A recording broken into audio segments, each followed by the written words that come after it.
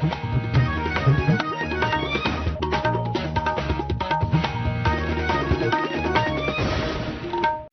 आकाशवाणी जम्मू ऐ। बडलै खबरें च तुंदा स्वागत। पैह्ले खास खबरें कन्नै में श्रुति खजूरिया। केंद्रीय राज्यमंत्री डॉ जितेंद्र सिंह ते जल शक्ति मंत्री जावेद राणा होरें कठुआ च पानी सप्लाई सरबंधी केंद्री योजनाएं गी शुरू कराया ते 100% योग्य लाभार्थिएं गी इंदे दायरे हेठ आनने लेई आखेआ। मंत्री सकीना इत्तू होरें नमीं दिल्ली च प्रधानमंत्री अनुसूचित जाति अभ्युदय योजना आह्ली बैठक च हिस्सा लैता ते जम्मू कश्मीर च पट्टी दर्ज जातिएं दे सशक्तिकरण च हासल प्रगति पर लोऽ पाई। मुक्ख सचिव होरें प्रसाद योजना तैह्त सैलसफा सरबंधी ढांचे दे विकास दा जायजा लैता ते परियोजनाएं गी बेल्ले सिर पूरा करने दे निर्देश जारी कीते। फौज नै राजौरी जिले च कब्जा रेखा पर घुसपैठ दी इक बड्डी कोशिश गी नाकाम करी दित्ता ते मौसम विभाग नै अज्जै थमां अगले 3 दिनें तगर जम्मू कश्मीर च हौली बरखा ते उच्चिएं धारें पर बर्फबारी दे आसार जताए न। खबरें दी तफसील कन्नै विजय बजाज।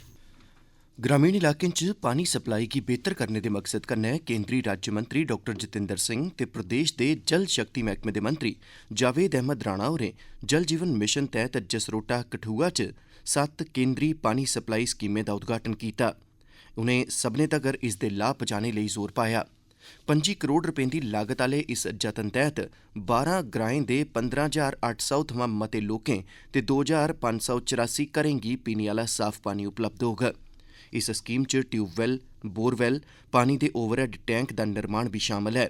इस मौके पर बोलदे होई केंद्री राज्यमंत्री डॉ जितेंद्र सिंह होरें आखेआ, कहूंगा कि कठुआ निवासी बधाई के पात्र है। प्रधानमंत्री श्री नरेंद्र मोदी जी के आशीर्वाद से और जम्मू कश्मीर सरकार के सौजन्य से एक नया उपहार जल जीवन मिशन के तहत लगभग 1400 करोड़ रुपए की स्कीम का लोकार्पण हुआ है। ये वो इलाका है जो रिवायती तौर पर कंडी कहलाता था, लेकिन पिछले गुज़श्ता 10 वर्षों में मोदी जी के आने के बाद न सिर्फ उस पुताई की भी पूर्ति हुई, बल्कि बहुत सी हमारी जो रुकी हुई, जो इस जगह को कंडी की संज्ञा से मुक्त कर सकती थी, उनको दोबारा बहाल किया गया, जिसमें मिसाल के तौर पर शाहपुर कंडी का प्रोजेक्ट जिसकी घोषणा मोदी जी ने स्वयं की थी, वो भी उसका आखिरी फेज लगभग अगले 2 महीने में मुकम्मल हो जाएगा।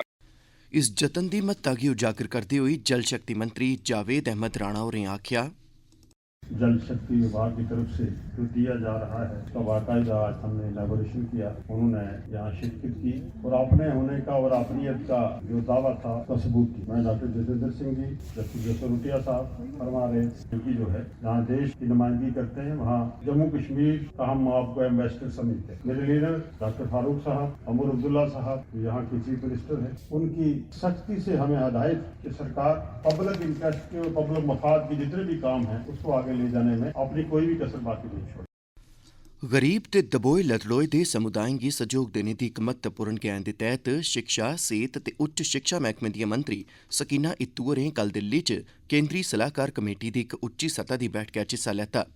बैठक दौरान प्रधानमंत्री अनुसूचित जाति अभ्युदय योजना बारै मुक्ख करी ध्यान केंद्रित कीता गेआ ते इस मौके पर सेहत सरबंधी योजनाएं, समाज कल्याण सरबंधी पैह्लकदमिएं ते शिक्षा सरबंधी सुधारें बारै मुक्ख तौरा पर चर्चा होई। केंद्री मंत्री डॉ वीरेंद्र कुमार होरें इस बैठक दी प्रधानता कीती ते इस दौरान प्रधानमंत्री अनुसूचित जाति अभ्युदय योजना दे कम्में च हासल प्रगति दी समीक्षा कीती गेई। जम्मू कश्मीर च इस योजना दे महत्वपूर्ण प्रभाव उप्पर लोऽ पांदी होई मंत्री सकीना इत्तू होरें आखेआ, हमारे पास 91 के करीब जो है CSSC एस्टेब्लिश्ड ऑलरेडी हुए हैं। 63 number of smart classes already established, 56 number of model anganwadi centres established, 11 numbers of smart libraries established. मेरे ख्याल से अगर हम कोशिश करते हैं जो हमारी माइनॉरिटीज हैं, चाहे वो SCs हो, चाहे वो STs हो, चाहे वो बाकी और हो, स्किल डेवलपमेंट की तरफ, उसकी तरफ ज्यादा ध्यान देना चाहिए ताकि ट्रेनिंग ज्यादा से ज्यादा दी जाए, उनको ट्रेन किया जाए। हमें भी ज्यादातर कोशिश ये करनी चाहिए कि आपस में इनका जो है तालमेल है वो होनी चाहिए। धार्मिक सैलसफा ते ढांचे गी बढ़ावा देने दे मकसद कन्नै मुक्ख सचिव अटल डुल्लू होरें सैलसफा मैह्कमे दी इक बैठक लाइयै प्रसाद योजना तैह्त जारी प्रोजेक्टें दी प्रगति दा जायजा लैता। बैठक च महाशिवरात्रि उत्सव दे मद्देनज़र शिवखोड़ी तीर्थ स्थान च तैयारिएं पर भी चर्चा कीती गई। डुल्लू होरें प्रोजेक्टें गी समें सिर सबूरा करने पर जोर पाया तां जे औने आह्ले श्रद्धालुएं गी बेहतर सुविधा थ्होई सकन ते कटड़ा, उत्तरबैनी ते परमंडल दा विकास होई सके। उनें सैलसफा ते सांस्कृतिक मैह्कमे गी हिदायत कीती जे ओह् कम्म करदे बेल्लै मकामी कला ते वास्तुशिल्प दे संरक्षण प्रति ध्यान रक्खन। उनें शिवखोड़ी श्राइन थाहर ढांचागत सहूलतें गी बधाने सनै सुरक्षा दे पुख्ता बंदोबस्तें पर बी जोर पाया ते इनें कम्में गी औंदे उत्सव दे चलदे पैहल दी बिनाह उप्पर करने लेई बी आखेआ ऐ। आकाशवाणी जम्मू दे क्षेत्रीय समाचार एकांश आसेआ कठुआ जिले लेई अंशकालिक संवाददाता आस्तै दरखास्तां मंगियां गेईआं न। इच्छुक आवेदक जेदी उमर 24 थमां 50 ब'रें दे बश्कार होऐ ते ओह् कठुआ जिले दा रौह्ने आह्ला होऐ, इस लेई आवेदन करी सकदा ऐ। मेदवार कश पत्रकारिता च पीजी डिप्लोमा, डिग्री जां कुसै बी पंजीकृत यूनीवर्सिटी थमां ग्रेजुएशन ते पत्रकारिता च 2 ब'रें दा तजुर्बा होना लोड़चदा ऐ। मेदवार गी कंप्यूटर पर खबर बनाने ते मीडिया कवरेज दे अनुभव सनै सरबंधत लोड़चदे उपकरणें वगैरा दा इस्तेमाल बी करना औना चाहिदा। आवेदक जिला सदर दफ्तर दी 10 किलोमीटर दी हद्द दे अंदर अंदर रौंह्दा होना लोड़चदा ऐ। दरखास्तां ते लोड़चदे दस्तावेजें दी कापी मेदवार गी क्षेत्रीय समाचार एकांश आकाशवाणी पंजतीर्थी जम्मू पिन कोड 180001 उप्पर 15 फरवरी 2025 थमां पैह्ले आइयै दस्ती जमा करोआनी होग। इस बारै व्यापक जानकारी आकाशवाणी दी वैबसाइट www.newsonair.gov.in पर उपलब्ध ऐ। एह् खबरां तुस आकाशवाणी जम्मू थमां सुना'रदे ओ। बाकी दिएं खबरें कन्नै श्रुति खजूरिया, पर पैह्ले एह् सनेहा।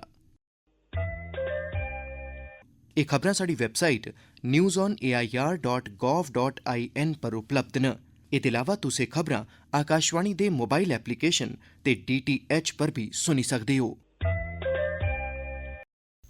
राजौरी जिले आली कब्जा रेखा कन्नै लगदे केरी सैक्टर च सेना नै घुसपैठ दी कोशिश गी नाकाम करी दित्ता ऐ। आकाशवाणी जम्मू संवाददाता दी रिपोर्ट मूजब घुसपैठ दी कोशिश गी नाकाम करने मगरा सेना आसेआ इलाके च व्यापक तपाशी अभियान चलाया गेआ तां जे आतंकवादिएं गी फगड़ेआ जाई सकै। सेना दे गश्ती दल पर कब्जा रेखा कश गोलीबारी होई जेह्दा बलें आसेआ बी बनकदा परता दित्ता गेआ। बाद्धू बलें दी तैनाती कीती गेई ऐ ते इलाके दी सख्त निगरानी कीती जा'रदी ऐ। तपाशी अभियान दौरान ताजा गोलीबारी दी कोई जानकारी नेईं ऐ। सेना आसेआ घुसपैठ गी रोकने सरबंधी तंत्र गी बी मजबूत बनाया गेआ ऐ ते होर ब्यौरे गी अजें बलगेआ जा'रदा ऐ।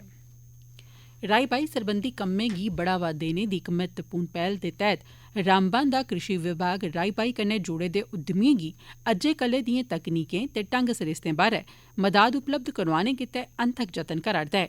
मौजूदा समें च रामबन जिले च खुम्बें दी काश्त सदा कोला मती होआ'रदी ऐ ते एह्दे लेई मैह्कमे आसेआ हर चाल्ली दा मार्गदर्शन ते मदाद उपलब्ध करोआई जा'रदी ऐ, जेह्दी मुकामी करसानें बड़ी मती सराहना कीती ऐ। जिले च खुम्बें दी काश्त लेई साजगार माहौल उपलब्ध होने दे चलदे प्रशासन नै एह् लक्ष्य मित्थेआ ऐ जे ओह् एह्दे राएं करसानें गी औंदी इक बाद्धू जरिया हासल करोआग ते एह्दे कन्नै गै इस गल्ला गी बी पक्का करोग जे उंदी मेहनत दे उनेंगी खरे माली नतीजे बी हासल होन। इस सरबंधै च आकाशवाणी खबरें कन्नै गल्लबात करदे होई रामबन दे जिला कृषि अधिकारी रवि शर्मा होरें आखेआ। इस साल पूरे रामबन डिस्ट्रिक्ट में हमने 10,000 पाउंड पाश्चराइज मशरूम बाग लोगों को सब्सिडी पे प्रोवाइड किए और इस बार इतनी अच्छी प्रोडक्शन रही और लोगों ने इतनी अच्छी इनकम लोगों को जनरेट हुई और अभी भी वो मशरूम बैग को लगाने के लिए हमारे पास अप्रोच कर रहे हैं। तो ये हमें खुशी की बात है कि पूरे रामबन डिस्ट्रिक्ट में बल्कि लोगों का लिवलीहुड मशरूम कल्टीवेशन से हुआ है। एक तो उनको एम्प्लॉयमेंट मिली है, एक उनका लिविंग स्टैंडर्ड बढ़ा है और इनकी इनकम बढ़ी हुई है। जल संरक्षण आस्तै जागरूकता बधाने लेई हमारी दुनिया कार्यक्रम तैह्त स्कूली शिक्षा निदेशालय जम्मू ते प्रथम एजुकेशन फाउंडेशन ने उधमपुर च इक रैली दा सरिस्ता कीता। सरकारी सिटी मॉडल स्कूल उधमपुर दे छात्रें इस रैली च हिस्सा लेआ। रैली दौरान छात्रें जल संरक्षण आह्ले संदेश दियां तख्तियें पर लिखियै लोकें गी जागरूक करने दा जतन कीता। आकाशवाणी समाचार कन्नै गल्ल करदे होई प्रथम एजुकेशन फाउंडेशन दे इंचार्ज संजय भट्ट होरें आखेआ, रैली से हम सिर्फ सोसाइटी को एक मैसेज देना चाहते हैं कि हम अपनी नेचुरल रिसोर्सेज और नेचुरल वाटर बॉडीज है उनकी कैसे सेफ्टी करें, क्योंकि हमारा उधमपुर शहर जो है ये देवस्थान है। यहाँ पर देवनगरी है, यहाँ पर आप देखेंगे कटरा है, यहाँ पर आप देखेंगे मानसर झील है। तो इन सभी वाटर बॉडीज की हम कैसे प्रोटेक्शन करें या रेन वाटर हार्वेस्टिंग कैसे करें, जो बारिश का पानी उसको कैसे बचाया जाए, ये सब ऑलरेडी इन बच्चों ने सीखा है। तो उसी के लिए हम रैली निकाले और समाज को जो है पूरा एक मैसेज दे रहे हैं। मौसम विभाग ने अज्जै थमां अगले 3 दिनें दौरान जम्मू ते कश्मीर च हल्की बरखा ते बर्फबारी होने दी पेशगोई कीती ऐ। टामी थाह्रें पर अज्ज हल्की बरखा ते बर्फबारी होई सकदी ऐ। 10 ते 11 फरवरी गी मौसम खासतौर पर घाटी च मता सक्रिय होग। 12 थमां 14 फरवरी बश्कार मौसम खुश्क रौह्ग ते 15 ते 16 फरवरी गी मौसम बदलोखड़ा रौह्ग ते हल्की बरखा ते बर्फबारी दी मेद ऐ।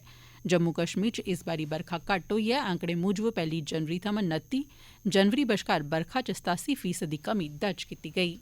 ते अखीरै च खास खबरां इक बारी परतियै केंद्री राज्य मंत्री डॉक्टर जितेंद्र सिंह ते जम्मू कश्मीर दे जल शक्ति मंत्री जावेद राणा होरें कठुआ च पानी सप्लाई सरबंधी केंद्री योजनाएं गी शुरू करोआया ते 100% योग्य लाभार्थियें गी इंदे दायरे हेठ आह्नने आस्तै आखेआ।